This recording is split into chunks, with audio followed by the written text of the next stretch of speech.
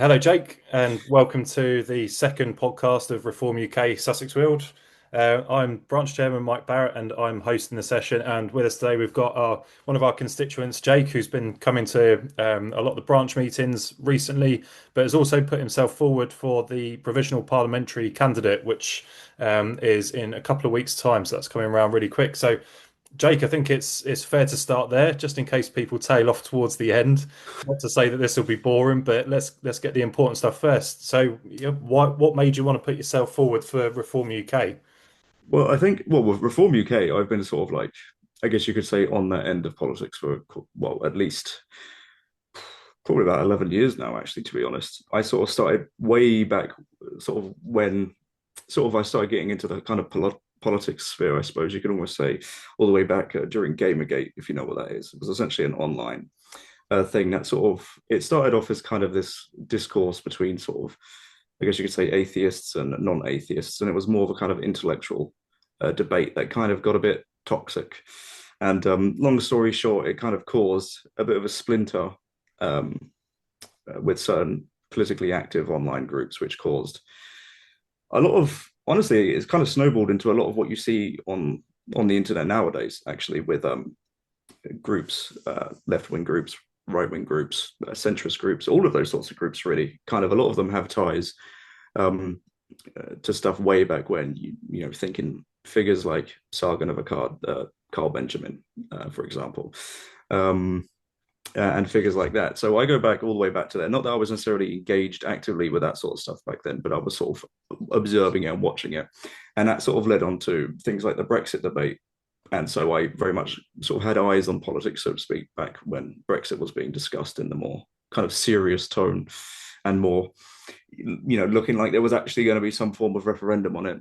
And then we ended up having basically like three referendums on it. And then, well, we're still in where we are today. So And it has carried on, and it feels like it will never go away because I think that yeah, you've mentioned Gamergate, but I think if in modern day politics, the big divide really did come from Brexit, and it you, did. you Yeah. sort of had the two sides, regardless, it was 52-48% split. So it was close, but numerically not as close as it perhaps sounds when you boil it down to percentages. But Mhm. nowadays, I think online, I think is fair to say. I don't know what your perspective is on that. Online seems to inflate all of these issues. So back when Brexit was a thing, online social media really blew up, and it felt like that really caused, it's almost like two football teams. You're either a red or a blue kind of debate. Exactly. Yeah.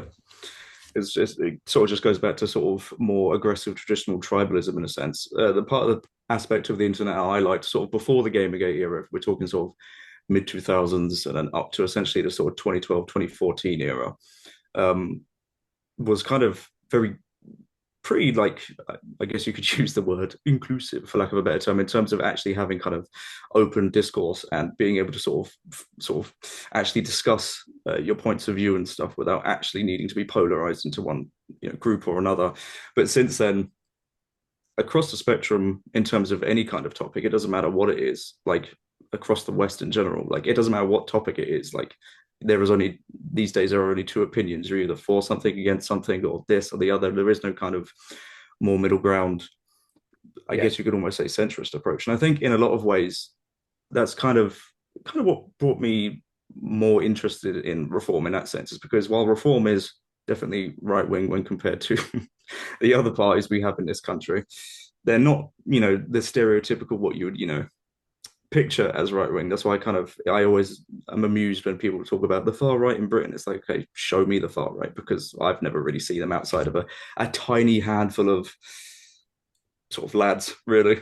Like I people, couldn't, it's just yeah, I couldn't agree more. And when we come to branch meetings or go to events and things, and you see the people that are coming. mhm, These aren't far right thugs. I remember going to my first reform event. It was a race course. It was a Southeast Conference mhm, some time ago now, and yeah, I had a little bit because of all the press. I was a bit nervous. I was taking my son with me, who at the time, 11 or 12. And so you're kind of thinking, what am I walking into? And you walk into the room and everyone's just lovely and super polite to you.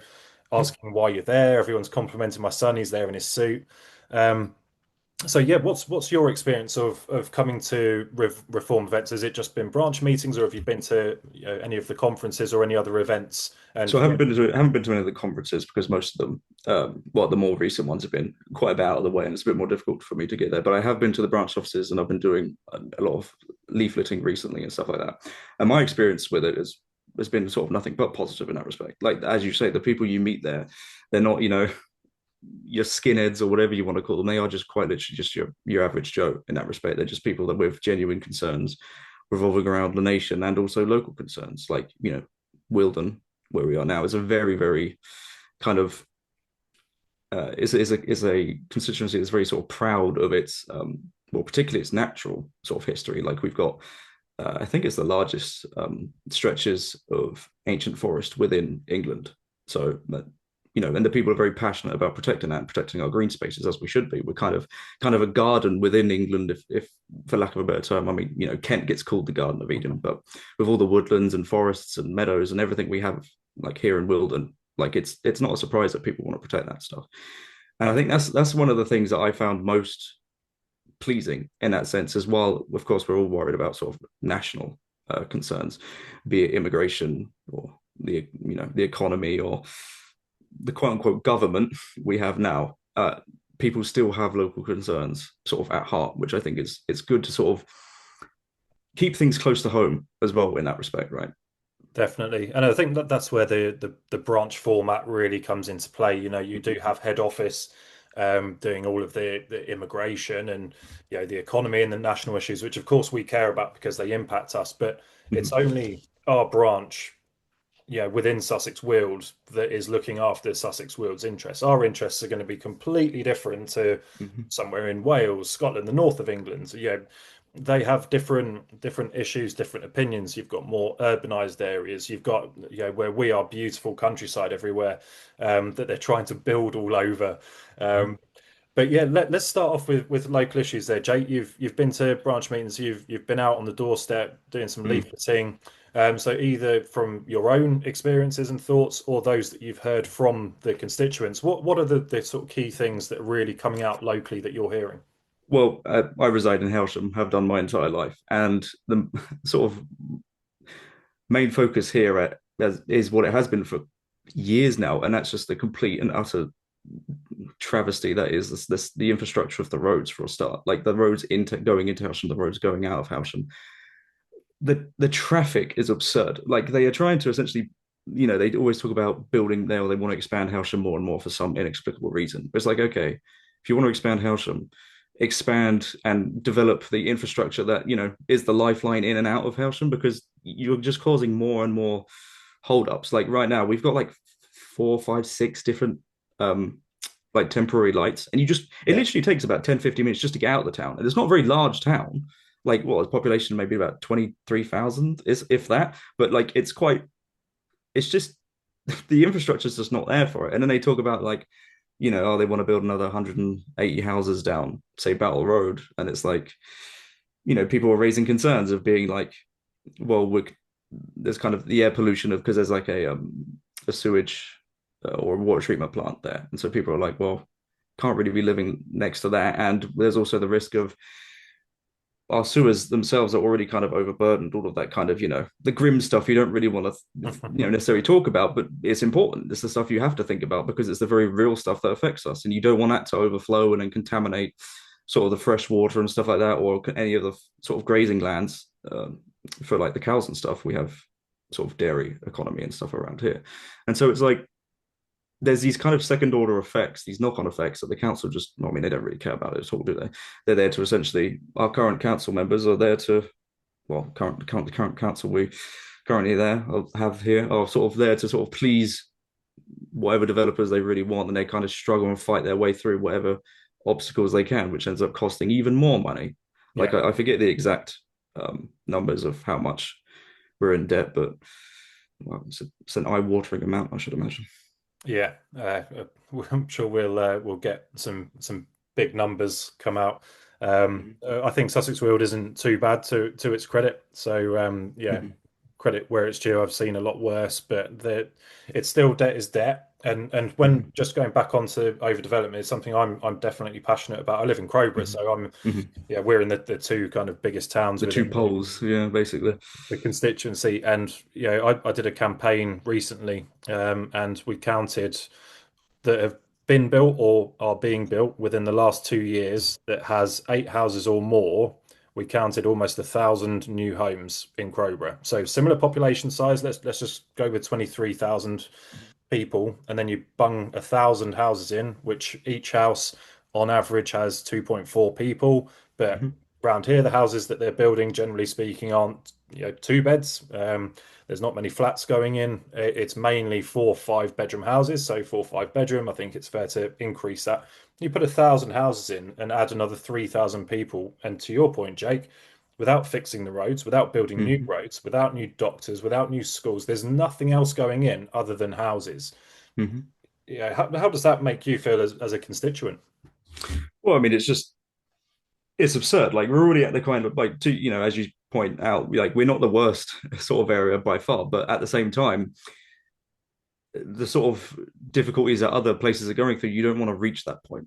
It's the kind of situation where you kind of want to learn from other people's mistakes. There's a saying, let the blunders of your brother serve to fill your plate. It's just, basically don't follow in other people's footsteps when they make silly mistakes and mess up their sort of areas. So we've really got to sort of knuckle down and prevent any of that from in our area because we want to preserve all this stuff. And as you were saying about the new thousand houses being built, I was doing a little bit of research the other week, and from what I could tell, roughly there's about 2,397 vacant properties in this Yeah. area. And it's like and so, granted, a portion of those are going to be like secondary, like holiday homes or such, but not most of them. And it's like, what are you doing with those properties? It's like there are properties here already for people to go in. And if Yeah. you want to develop stuff, develop it in a sensible and not haphazard sort of just chuck them up way. Like even a lot of the blocks of flats that they're building, they're completely they're rubbish. They end up having to come back in a few months later because the floor's sunken in because they haven't built them properly. And Yeah. it's like this is the kind of situation we're in now, where everything's costing an inordinate amount extra in the first place, and then even more on top of that because they haven't to come in and do all the extra work. It's absurd. And even like the roadworks that we've got going on in Howsham currently, they say, oh, it will take 2 weeks. And it's like, okay, 2 weeks is long enough. And then you don't really see them doing any work there for most of it. And then they extend it by another 4 weeks. And you're like, okay, I get it. You've got your contract, you're doing what you're negotiating with whoever of the council or whatever. But at the same time, for all the days those roads are kind of jammed up is the days that everyone else is struggling to just do basic things. And here's the thing: if you're slowing traffic down in a town, I don't know what they hope to get out of that. That doesn't increase commerce. That people aren't more likely to stop and go buy a meal deal just because you've slowed them down. Like things need to flow freely. It's as simple as that, really. Like And Hailsham, as an example, is a gateway town. Like that's its whole thing. It's the kind of gateway, down to the coast.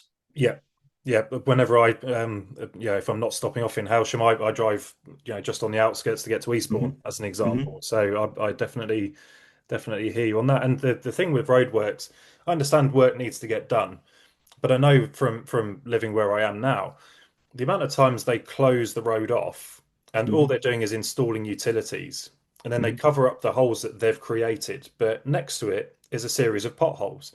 Yep. It's Could like have just done that while they were there. if you're going to close a road, from this is from a council planning perspective. If you're going to close a road, why don't you just say, look, we've got these potholes, we've got this budget, or maybe they don't. Let's just tie the two together because the road's closed anyway, and it has to be closed for a purpose. I get that. I deal with it. Everyone just deals with it. But don't close it, reopen it, and then close it again. Or for more utilities. In our case, it's never to fix the potholes. I work in Kent, Hmm. and literally you cross the border, and where the Reform Council have taken over there, it's like a dream. I say to my son every time, "Wow." Like you can tell that you're in Kent because you're not, going up and down. Not in Um, Kansas anymore, yeah. yeah, it's absolutely ridiculous. Yeah. But yeah, so we've covered off overdevelopment and roads. Well, what else are you hearing?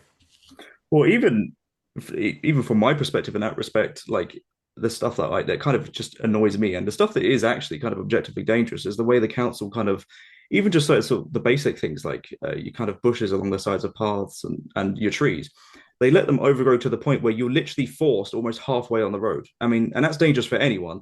And Yeah, Helsham's got a lot of like families and a lot of like parents with their children and stuff. And it's all well and good saying, "Oh, just walk single file or whatever." But when you're walking single file and halfway on the road, and with how busy these roads are, like it's just not feasible. And like, if the council don't want to pay someone to do it themselves, and they want to play it that way, they're fine. But just give local people permission to just go out there and just trim the bushes back. It's yeah. not that complicated. People will do it. And not be funny, we pay enough council tax, Oh, especially I mean, yeah. around here. So when you're paying the council tax, you expect the service. And I'll give you an example of how that kind of thing affects me personally. I run quite a lot, Mm, and when I'm out there and it's nighttime, obviously I have a torch on and my safety lighting, etc. But sometimes you can't see the bushes. So hmm sometimes all of a sudden you get a whack to the face. It could take my eye out. hmm Or again with the potholes, if I'm on a road, or even if it's just the path being broken, hmm it's really really dangerous. But when it's the deepest darkest winter, and I go to work when it's dark and I come home when it's dark, what else am I going to do? Exactly. And then you got the added danger of you've got also these uneven pathings and stuff like that. And when the ground's frozen, you're going to slip up on some black ice, and that's you landing and hurting yourself pretty bad. Like I've known several people that have done that just from you're not even going at any kind of pace at all, but you just don't Yeah. notice the ice. You slip on it, and that's it. You're sort of done for. And then you have to wait about an hour and a half for an ambulance to arrive if you need one. And Like, rest. well, yeah, like my grandmother, she lives in Eastbourne now. She sort of retired to the coast because that was what she always wanted to do, which is fair enough. She slipped probably about 4 years ago, actually. Now she slipped down and sort of banged her head on the floor as she was coming out of her home. And luckily, there was sort of neighbours that saw her and sort of came out to help her, put a blanket around her, make sure she was comfortable, make sure she was safe. And they called an ambulance. And I think it literally did take about an hour and a half, 2 hours to arrive, which isn't necessarily, that's a kind of national problem, but it is also, a local problem because, we have local branches of these kind of services of ambulance and even police services. Yeah. And even the police take a million years to show up anyway. And it's like, I get it, like, generally speaking, Wilden and sort of our hometowns aren't particularly violent or aren't particularly crime riddled, at least serious crime.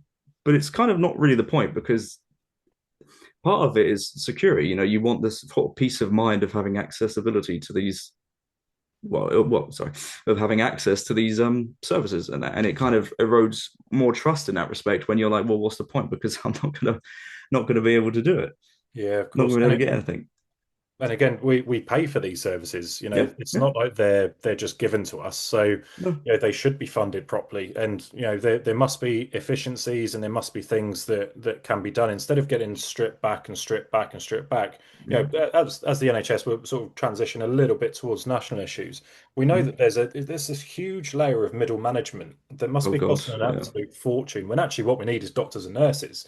yep, But they're actually throttling the amount of trained doctors that we can have, from the UK mm-hmm. actually go into these roles so that we can bring people in from overseas. The whole system, and these people do a fantastic job. This isn't against the individuals working in the NHS, police, fire service. They're absolutely Mm-hmm. brilliant.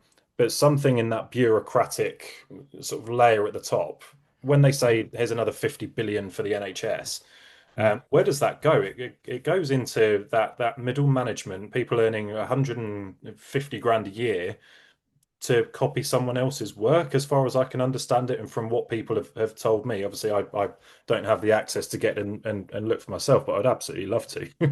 Oh, I mean that's just a nightmare waiting to happen, though, isn't it? You'll get in there and you'll sort of witness what they do or lack thereof, and you'll have some sort of like breakdown because it really is. It's sort of bureaucracy exists to perpetuate bureaucracy. It exists to sustain itself. It's a bit like So I went to Bexhill Hospital this morning to basically like a checkup, basically, and all they do in the hospitals now is they have you sign in via these little computer bits, and it takes you so long to sort of figure it out anyway that like you have a member of staff come over and help you do it anyway.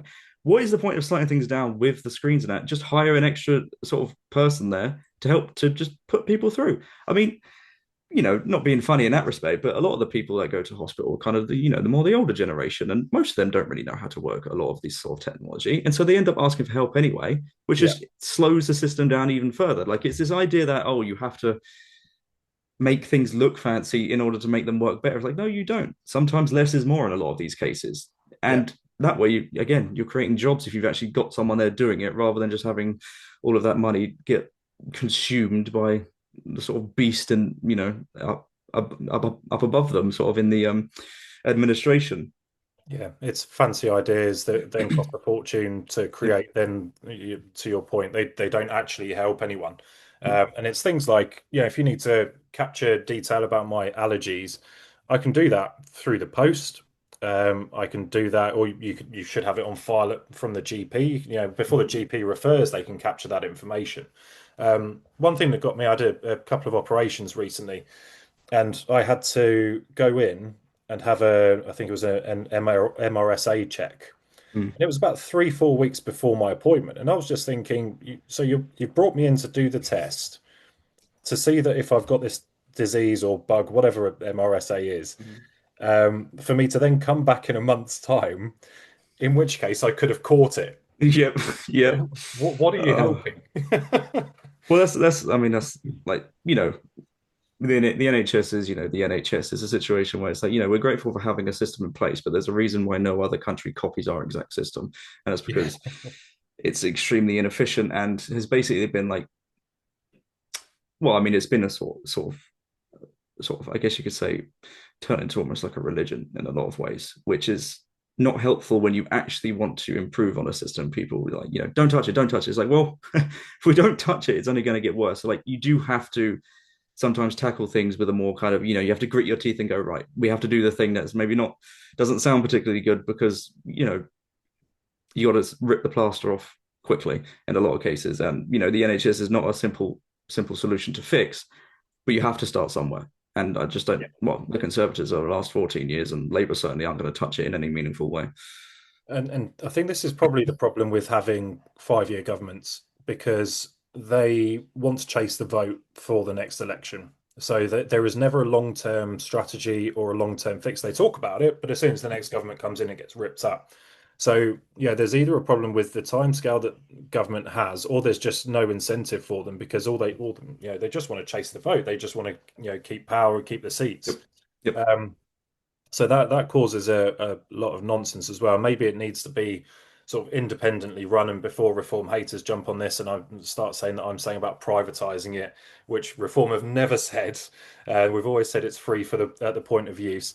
But the point I'm trying to get at is there's got to be another way. There's got to be another way that we can look at things like this with a long-term strategic lens and effectively break it to fix Yep. it so that it actually works. Because at the moment, as great as it is and as great as the people are, it doesn't work. Yes, exactly. And to your point, it's not about like, oh, we're going to privatize everything. Like, no, but you have to think about it like this, in a sense, right? The NHS exists as this monolithic service that we all appreciate for what it is. But in the times when you need assistance, medical assistance in some way, you have to have a method of getting it in a timely fashion. And so having incentives for private sort of outlets or private businesses in that respect isn't replacing the NHS. It's acting as healthy competition in that respect. Because I mean, there's nothing worse for like a free market of any kind or any market than a monopoly. And you have to look at something like the NHS as it currently stands. It basically is this monolithic monopoly because there isn't anything reasonable as an alternative. And when you don't create that alternative, you have no incentive for constructive change.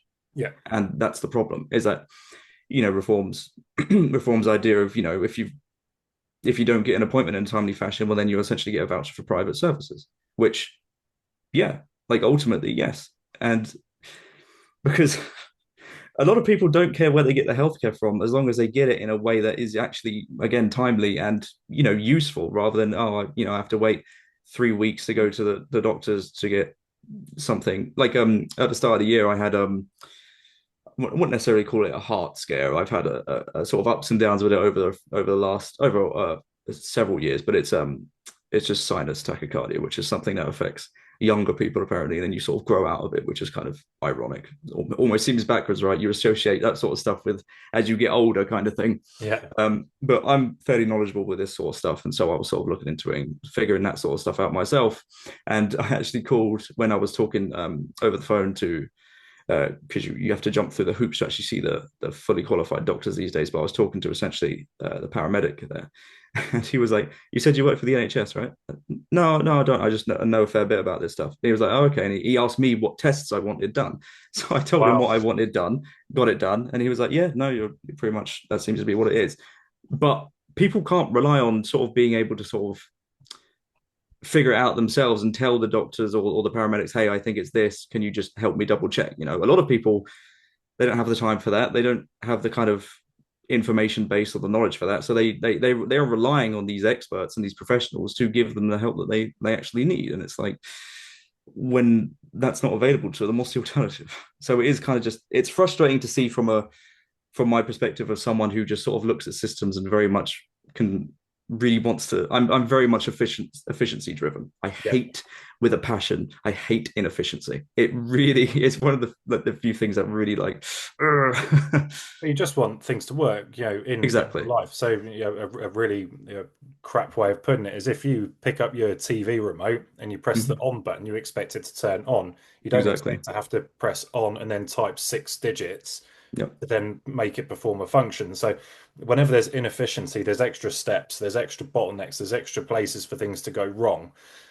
It just doesn't it can't work. So, but again, going back to the bigger picture, doesn't it feel like that just countrywide at the moment? The economy's completely gone mad. We're borrowing to spend, but growth is at 1%. And if we look at it from the borrow to spend, when you spend, of course, there's money going back into the economy, but that 1% growth, that's almost fictional. It's It's not real growth. No. yeah, it's not at all. So as soon as we can't borrow anymore, and you stop putting that sort of 15 to 20 billion a month that we're borrowing, you take that away, that growth becomes a minus very, very quickly. And I saw Mhm. something the other day just on that topic. We're growing at 1% at the moment.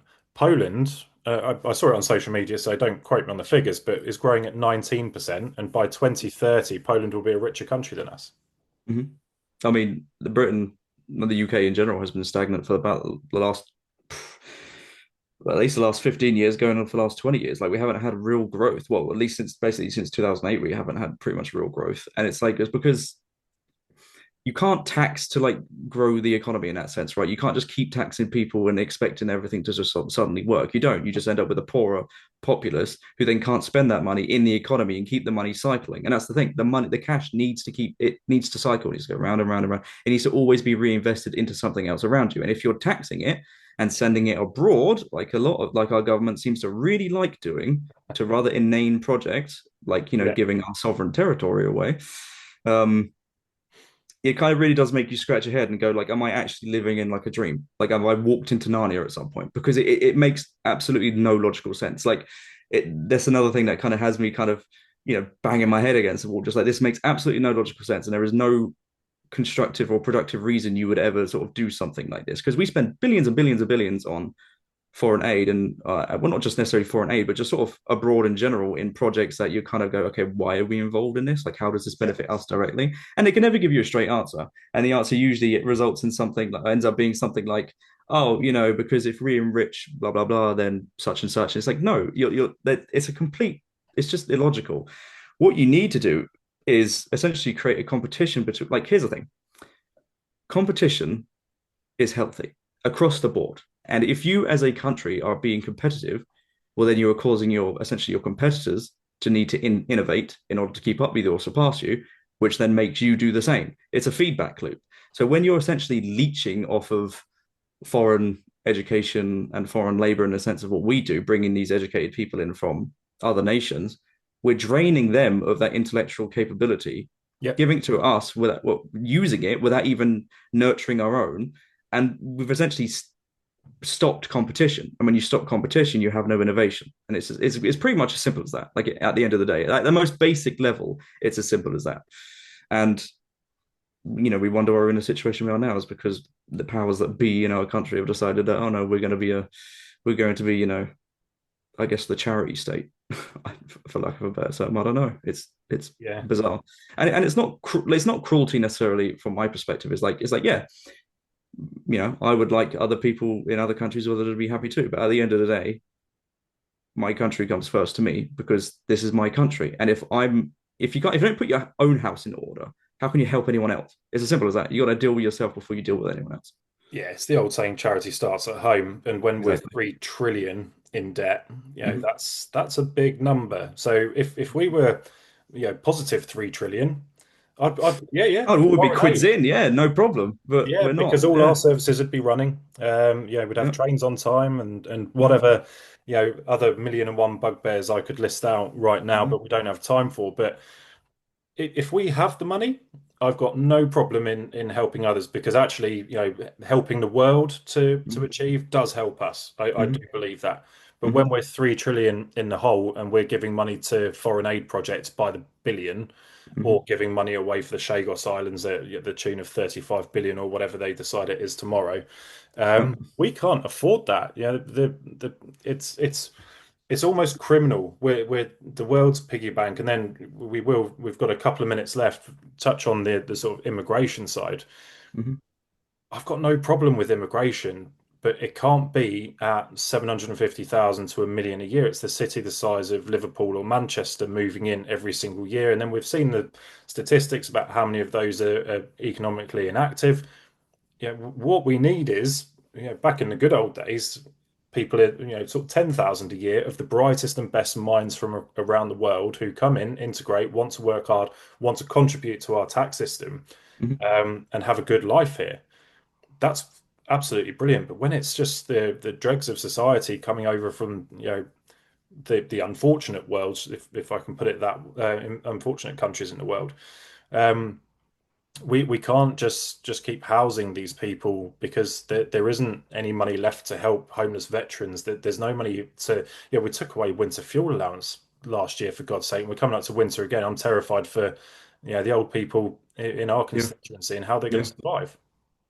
It is just, I mean, it just baffles the mind, doesn't it? It's just again, it's the vanity project of basically the so-called social elite in that respect, right? It's the kind of people who have been sort of educated in these very kind of closed off bubbles, and to say that it gets overused that like, oh, they don't understand, the layman, they don't see the normal person's perspective, and they literally don't, they quite literally don't, because they have no frame of reference, and they haven't had the need to empathize in that respect with your average Joe, you kind of run of the mill citizen who has these concerns and has these struggles. It never really sort of what's never their concern, and it's like I don't know if you know this, but a while ago they changed. They might have changed it back, but I saw something they had actually changed the role of an MP on the government website. It used to essentially say, part of it used to be that an MP is to serve the whims of their constituency. Supposed to bring the concerns of their people who they're representing to government and deal with them. That got removed Oh, or wow. reworded to a point where basically it was worded as optional, in that an MP, can bring the concerns of their constituency to government, but they can also follow their own ideals. And it's like, well, as the term civil servant just disappeared, like is that non-existent anymore? Like I'm pretty sure, I feel like the clue is in the name. Yeah, you're supposed to serve the people. Exactly, like That's that is what that's your job. Parliament is, by the people for the people. Like Yeah. it's as simple as that. And And maybe that's where we're getting lost because I see a lot of self-serving MPs in Parliament. And again, this is mhm, why I think that reform, because yes, we've got some people who have come from predominantly the Tory party, that are ex-MPs, or Danny Kruger is a current serving MP. mhm. Um, we're going to need that experience, but I think we need normal people to step up who understands normal issues and who aren't actually afraid to go out into their towns. And I think that's another key point as well. Actually, having constituency MPs that live locally and Yes, of live locally. your area. Yes, yes, because Um, like you can't know a people unless you've been part of them. It is literally as simple as that. You have all of these sort of metropolitan folks who are like, oh, they've essentially just bought a house or moved to this one area just because this is a target for them to get in an election. It's like Basically, it's just it's I, I'm speechless in a lot of senses because it's just gaming to them. They're playing the game, and it's like, oh, it's just frustrating. Yeah. And on that note, Jake, we have literally run out of time. We're about to get cut off. So thank you very much for joining us on the podcast. And yeah, Absolutely. I'll look forward to seeing you very, very soon. So sweet. Thank you, Jake. Thank you very much.